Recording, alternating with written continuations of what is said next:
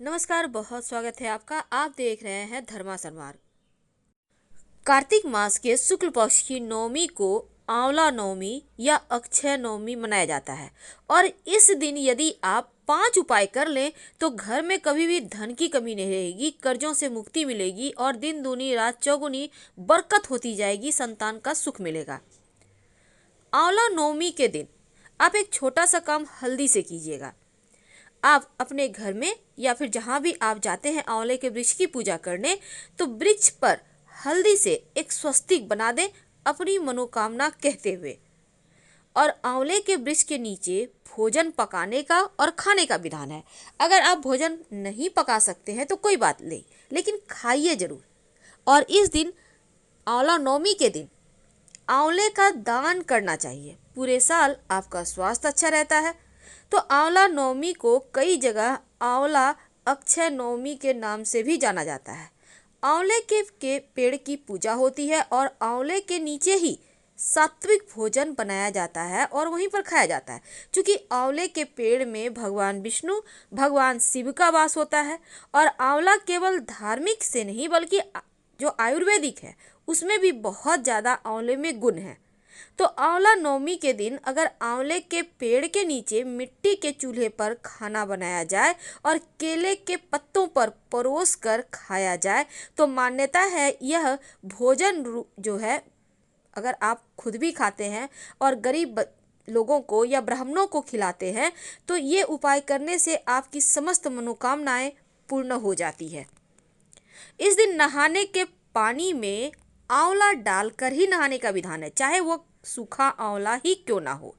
तो आंवले के वृक्ष की पूजन कर जब आप कीजिएगा तो उस समय कपूर या घी के दिए से उनकी आरती कीजिएगा और एक मंत्र बोलिएगा, यानी कानी चौ पापानी जन्मांतर कृतानी चौ तानी सर्वानी नश्यन्तु प्रदक्षित पदे पदे।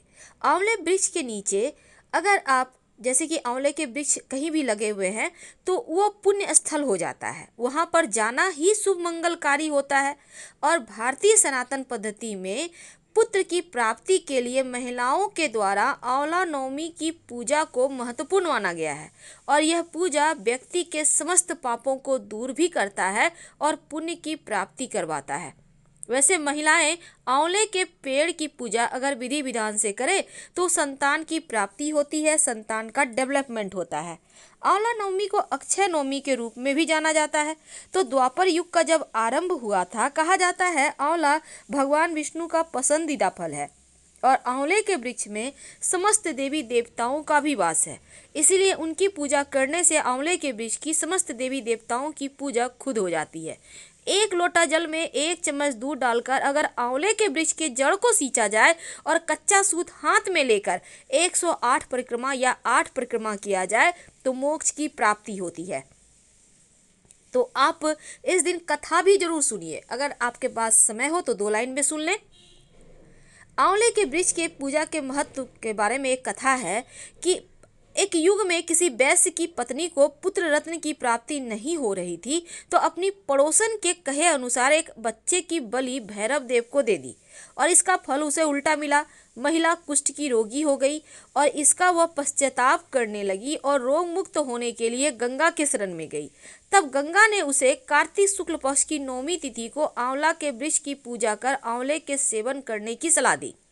तो जिस पर महिला ने गंगा के बताए अनुसार स्थिति को आंवला की पूजा कर आंवला ग्रहण किया और वह रोग मुक्त हो गई और इस व्रत और पूजन के प्रभाव से कुछ दिनों के बाद उसे दिव्य शरीर और पुत्र रत्न की प्राप्ति हुई। तभी से हिंदुओं में इस व्रत को करने का प्रचलन है और ये परंपरा सदियों से निभाई जा रही है। तो आंवले की पूजा करने से, क्योंकि आंवला का नवमी का एक और खास महत्व ये है कि अगर कार्तिक मास के शुक्ल पक्ष की नौमी तिथि से लेकर पूर्णिमा तिथि तक भगवान विष्णु आंवले के वृक्ष में निवास करते हैं, तो इस दिन आंवले के वृक्ष की पूजा कर लें तो अखंड सौभाग्य, आरोग्य, संतान प्राप्ति, सुख समृद्धि की प्राप्ति होती है। आंवला नवमी को ही भगवान विष्णु ने कुष्मांडक राक्षस का अंत किया था और राक्षस के अंत के कारण उसके रोम से कुष्मांडक बेल उत्पन्न हुई। इसी कारण आंवला नवमी के दिन कुष्मांड का दान करने से उत्तम फल का प्राप्ति होता है और इस दिन शुभ कार्य अक्षय फल देते हैं। धन्यवाद।